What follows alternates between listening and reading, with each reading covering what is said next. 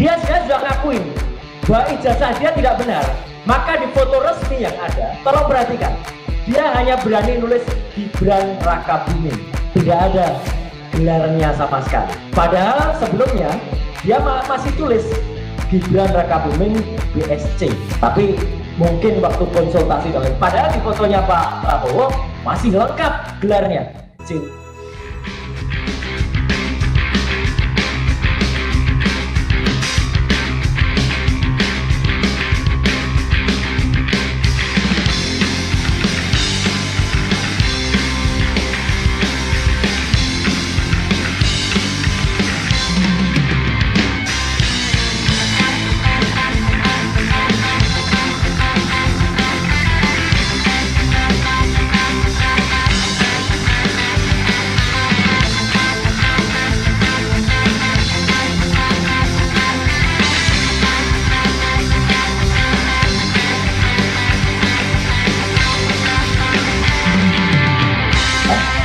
Jadi, nah buka-bukaan, jadi saya buka baju dulu supaya kita menunjukkan buka-bukaan.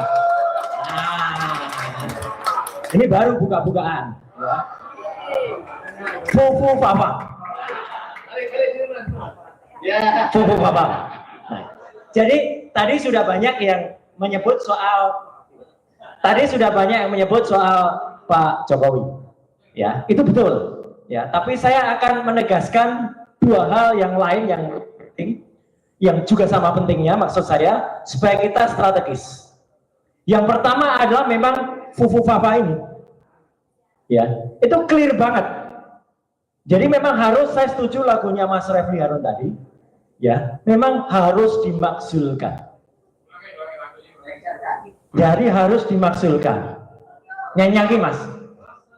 Rasa cemas, hidup berat, dunia gelap.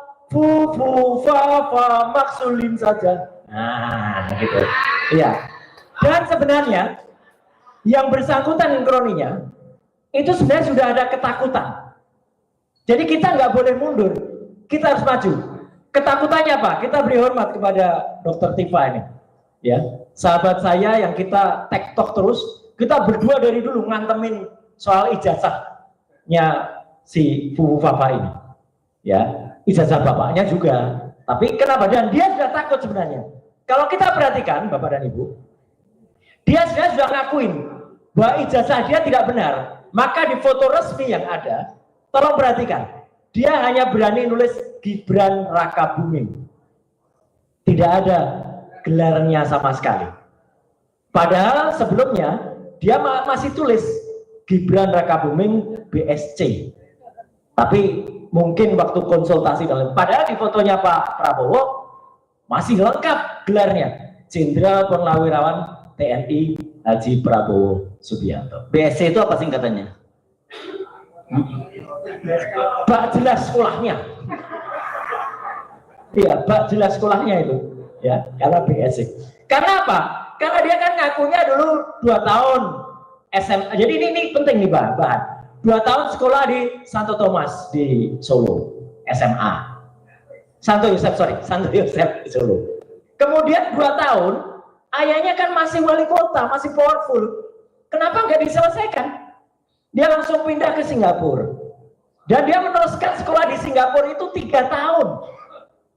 Jadi kalau total sekolahnya berapa tahun tuh SMA-nya? Itu harusnya kita curigai. Itu sudah salah satu syarat bahwa dia belum tentu, saya bilang, belum tentu lulus SMA. Tapi kemudian dia tiba-tiba masuk ke university yang cukup hebat, namanya University of Bradford. Ternyata MIDS di Singapura itu sudah tidak lagi kerjasama dengan Bradford. Oke. Kemudian dia seolah-olah lari ke Australia, ke UTS, University Technology of Sydney. Setahun dia di sana. Dan konon itu ada di websitenya Pemkot Surakarta loh, S2 di UTS. Padahal dia setahun di sana itu cuma matrikulasi. Matrikulasi harusnya beberapa bulan, itu setahun. Jadi nggak lulus juga. Jadi ini kalau ada pemakzulan, Bang Refli dan kawan-kawan semua, ini clear soal pendidikan itu sebenarnya clear. Dia menyatakan tidak benar pada teman. Dan dia sekarang mulai takut itu, ngakuin itu. Kalau dia berani, dia tulis insinyur dan dokter Andes tadi Pak Taufik, ya. Tapi kan dia kan nggak berani. Jadi ini sebenarnya poin bagi kita. Jangan khawatir, maju terus. Sebenarnya sudah ada ini poin. Yang kedua soal Fufu Fafa ini, clear banget ini sebenarnya. Dan terakhir kan teman-teman juga sudah dengar kan, bahkan BSSN, Badan Cyber dan Sandi Negara, itu menurut konfirmasi bocor alias Tempo, itu sudah meyakinkan bahwa memang itu benar. Saya juga lagi janjian nih sama Pak Hinsa Siburian untuk ketemu. Tapi ya agak mundur-mundur beliau gitu. Tapi nggak apa-apa, saya hormati. Karena saya ingin ketemu dan kita bicarakan hal ini. Dan adiknya pun mengaku. Jadi sebenarnya kita, Pak Saididu, nggak pernah gentar. Cuman cara kita, kalau semuanya langsung kita serang, berat Pak.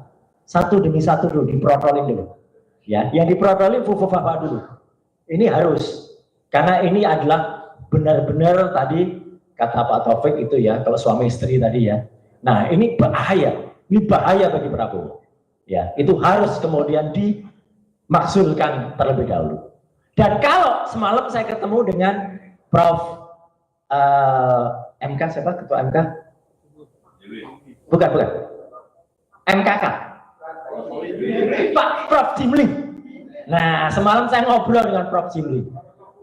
Profesor Fufu Fafa. Dalam sebuah resepsi. Beliau ngakuin, Mas, saya awalnya nggak percaya. Tapi setelah Anda bilang, saya percaya. Itu kata-kata Prof. Jimli. Ya, sekarang baru ngakuin betul Prof. Jimli. Tapi saya bilang, gara-gara Bapak ini dia jadi wakil presiden terpilih. Senyum beliau. Ya, gitu. Tapi artinya saya hormati pengakuan Prof. Jimli. Ya, tapi artinya apa? Artinya ini memang ada poinnya. Bukan dia yang 10 tahun yang lalu itu yang kemudian dipermasalahkan, enggak. Tapi kelakuan dia dan oknumnya dia yang mengubah data, menghapus data itu, itulah kejahatan yang barusan dilakukan. Setelah dia terpilih menjadi wapres terpilih, dia menghapus 2.100 postingan itu kejahatan. Kejahatan yang kedua, dia hapus juga nama dia. Kalau kita bayar GoPay dan lain sebagainya kemarin itu OVO, dia ganti menjadi selamat, selumun selamat, ya. Tapi nggak selamat nantinya ya, gitu. Karena itu kejahatan lagi. Dia memalsukan data. Itu pelanggaran terhadap Undang-Undang Perlindungan Data Pribadi nomor 27 tahun 2022. Clear. Jadi itu bahan-bahan untuk pemakzulan. Yang kedua, selain tadi, jadi kalau hitungan dengan Jokowi itu yang ketiga. Yang kedua, ini mohon dukungan. Yang satu bisa meruntuhkan negara kita, membuat kita bangkrut adalah IKN. Ibu kota negara. Saya kasih poin saja buat teman-teman nanti akan melakukan dan kita akan melakukan nanti Bang Marwan. IKN itu secara hukum tidak sah sebenarnya. Kecil sederhana banget. Pada saat ketok palu IKN, tahu nggak Bapak dan Ibu, anggota DPR yang menyetujui yang hadir secara fisik berapa orang? Hanya 77 anggota DPR yang hadir. Dari 575. Hanya 13%. Yang lain katanya hadir secara online. Kita harus minta terhadap Komisi Informasi Pusat absen dari anggota DPR itu secara online. Kalau memang online bener. Ada nggak foto anggota dewannya? Kalau itu hanya online on saja, berarti yang hidupin hanya asprinnya atau TA-nya. Itu tidak sah. Ya, anggota yang hadir itu harus hadir secara fisik atau dia tampak wajahnya ketika ada. Dan yang saya tahu pada saat tanggal 18 Januari waktu itu pengesahan itu, yang lain on itu hanya on saja, hanya nampak profil picture-nya saja. Kalau hanya nampak profil picture-nya saja, berarti Undang-Undang IKN itu hanya disahkan oleh 13% anggota DPR. Dari situ sebenarnya sudah sah itu untuk kemudian kita gugat. Jadi Bapak dan Ibu, 3 hal poin penting itu saja yang bisa kita lakukan. Yang pertama, setuju untuk terus adili. Kalau ini adik Fufu Fafa, ayahnya Fufu Fafa, ya. Bapaknya Fufu Fafa itu dulu. Yang kedua, maksulkan Fufu Fafa. Yang ketiga, udahlah IKN itu nanti jadikan kayak Disneyland saja, ya gitu. Jadi kalau mau wisata, wisatakan. Kalau itu diteruskan, saya khawatir Prof. Antoni, keuangan kita bangkrut sebangkrut-bangkrutnya. Saya tidak percaya hanya habis 478 triliun, enggak. Akan lebih 478 triliun itu satu ASN pindah ke sana, belum anaknya, belum istrinya, belum keluarganya. Itu akan bisa 10 kalinya, dan itu Indonesia akan runtuh. Dan kita nggak sayang siapa presiden, tapi kita sayang Republik Indonesia. Selamatkan Indonesia dengan jalankan 3 langkah itu. Sekian, terima kasih. Assalamualaikum warahmatullahi wabarakatuh. Satu hal lagi, ketika kita mencampurkan antara hak dan batil, itu masyarakat itu kecewa luar biasa. Dan kerugian yang diterima masyarakat itu tidak bisa dinilai dengan cash flow, dengan hitungan-hitungan kuantitatif, tidak bisa. Karena mereka itu menahan sakit luar biasa. Melihat bagaimana orang-orang yang jahat, yang melakukan kerusakan bisa berjaya. Terus kita bertanya, strategi apa seperti ini yang memberikan kesempatan kejahatan melakukan replikasi atas dirinya? Dan kalau pandangan saya, Pak Hedi, saya melihat bahwa kejahatan yang besar ini seperti mulutnya menganga terbuka dan bisa melibas Pak Prabowo dan kita semua. Kita ingin satu hal juga Pak Fahmi. Apa jaminannya kita tidak kalah? Apa jaminannya? Itu yang harus dilakukan oleh Pak Prabowo. Tolong sampaikan kepada Pak Prabowo bahwa tolong pikirkan juga perasaan orang yang menahan diri. Ya. Sampai kapan kita bisa menahan diri? Bagus.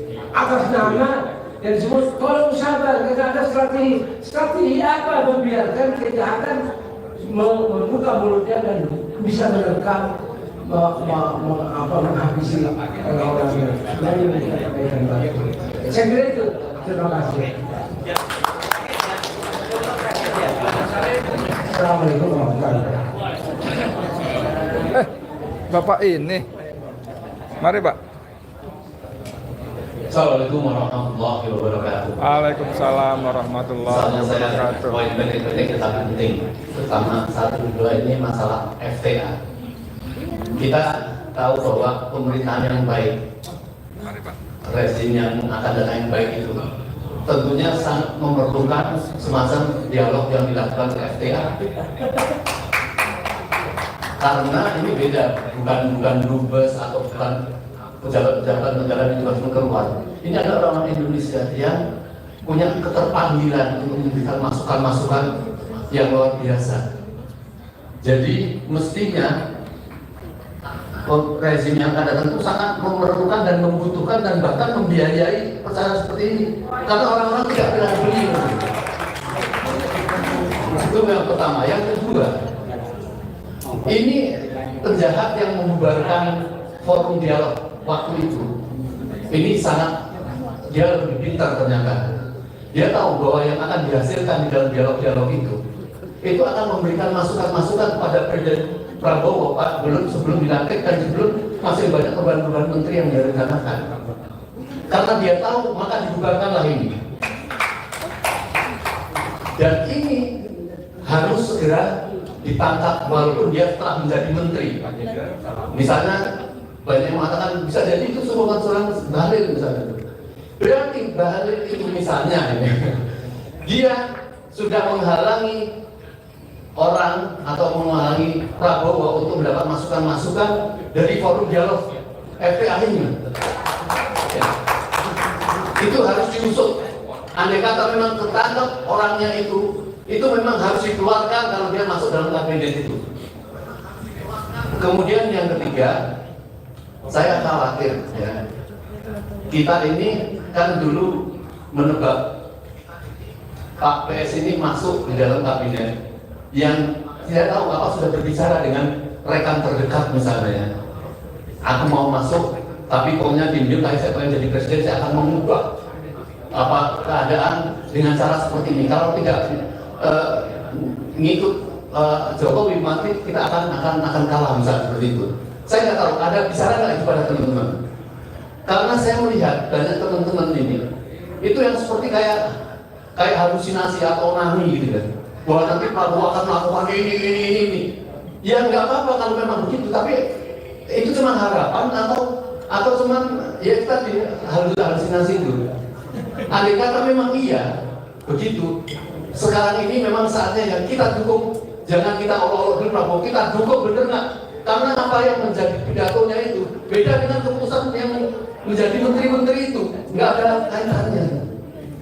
Maka saya setuju kan tadi mungkin sebentar lagi akan diresapel itu harapan kita. Tapi harapan kita itu harus diwujudkan di dalam bentuk masukan-masukan kepada dia supaya tahu, supaya berani. Karena kan beraninya kan kekurangan bahwa ini didukung oleh rakyat itu loh. Jadi bukan inisiatif dari presiden sendiri. Nah, yang terakhir adalah ini saya mendengar perintah 13 Oktober Solo itu. Ya. Salah satu masalahnya adalah karena nanti Prabowo sudah dipanggil ke sini untuk diminta untuk kelanjutan IKN, UKSD, dan termasuk dan apa PSN PSN bukan PSN maka kita harus sangat concern sekali. Ini adalah masa kedaulatan. Saya dukung Pak Saidi untuk kita simbolkan untuk menjadi pejuang untuk menyelamatkan PSNKN dan UKSD dan sebagainya. Assalamualaikum warahmatullahi wabarakatuh. Oke, break foto semuanya, nggak ada lagi yang lain. Saya kembali ke Pak Gubernur ya. Terima kasih Bapak Hadi Sudiro dengan narasi